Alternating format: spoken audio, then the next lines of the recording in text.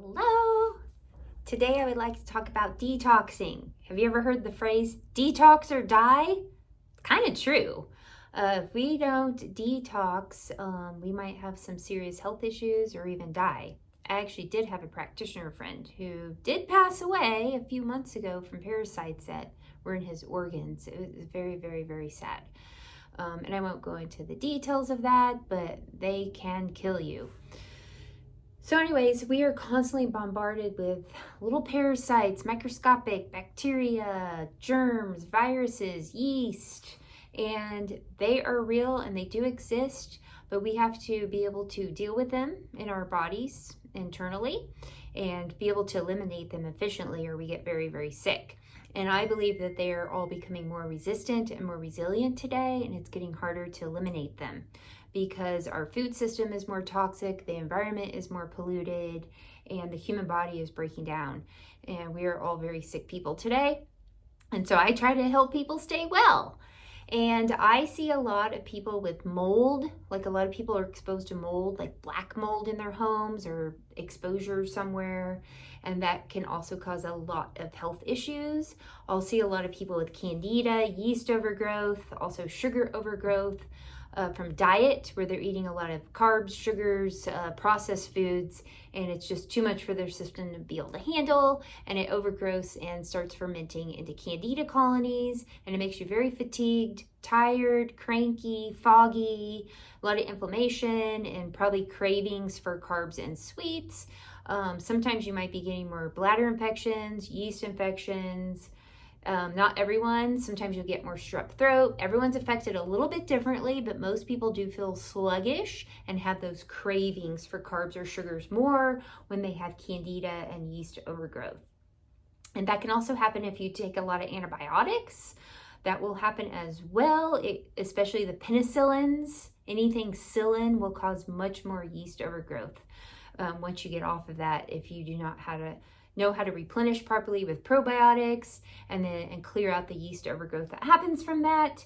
And you definitely want to avoid antibiotics at all costs. It should be absolute last resort and something you should never just jump right into, because there are definitely other ways where you can treat bacterial infections where you often don't even need regular medical antibiotics. So use that as your last resort. Overuse of steroids can also cause yeast overgrowth. We all get little parasites in our bodies.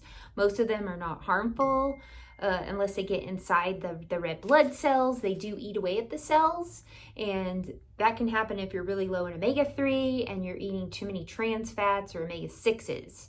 And some of them can be intestinal as well, or we can get bad bacteria in our blood from a food we eat at a restaurant, touching something, being around someone, vegetables, not washing them properly, whatever. And so a lot of times I'll help people detox because we need to get this out of our system. And so when you detox, sometimes you might experience a headache. You might feel nauseous in your stomach. You might eliminate more. It might be a little uncomfortable, or you might feel a little worse before you get better. So for example, I've been taking Solaris and I love it, but a few times it's given me a little bit of a headache, but it didn't last that long, and I knew it was probably just die off. I also felt a little bit burning in my stomach. I went out with a friend the other night and checked my blood the next day, hoping it still looked good being on Solaris, and I had a lot of bad bacteria in there. It was probably the food I ate. So I doubled up on the Solaris and some garlic and cayenne, and it made me feel kind of sick. But the next day I checked my blood and all the bacteria was gone, and I felt great. So I think a lot of times people will start having detox or die-off symptoms and they just stop. They're like, oh, I can't take that supplement. It's making me sick. Well, no, you are already sick, and it's just nasty stuff dying off inside your body, and you have to eliminate it. And usually we do that through the stool and the urine, and you might not feel that great. Some people's blood pressure could go up some too. If that happens, that means you don't have good detoxification pathways, and your body isn't able to eliminate very efficiently. And so you want to take maybe a binder with charcoal, bentonite clay. I have one that I really like. Let me go grab that. It's by Cottage brand. It's called Full Spectrum Binder. And that's a really good one, especially if you have a lot of trouble detoxing. Like, I'll experience detox and I feel kind of sick or not that great, but I get over it pretty quickly and I understand what's going on, and so I don't mind it, even though I don't love it, but I understand it and I'm willing to get through it, and I'm not going to quit because I know I'm going to get to the other side and feel a lot better. I've detoxed so many times, and like I said, just the other day I was detoxing from the bad bacteria. But this has activated charcoal, broccoli sprouts, and yucca root. Oh, they're so small I can hardly read it. I cannot read what the other one is, but you can look that up. They sell it on Amazon. I have it on my full script as well, and that will really help you with the detox to feel less sick from the die-off, especially if your detoxification pathways aren't working very well and the detox is becoming too brutal. You can also cut back a little bit too.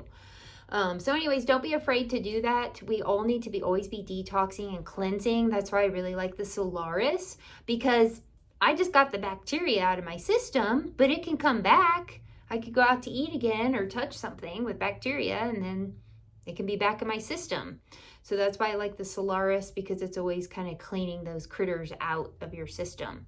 So don't be afraid to detox. Be willing to go through it, but use some binders to help you if needed, and take it one step at a time. Talk to your naturopath or your herbalist or functional medicine doctor, whoever you're working with. Communicate so they can get the protocols right for you, but don't just quit and give up. All right, everyone, have a great day. Bye-bye.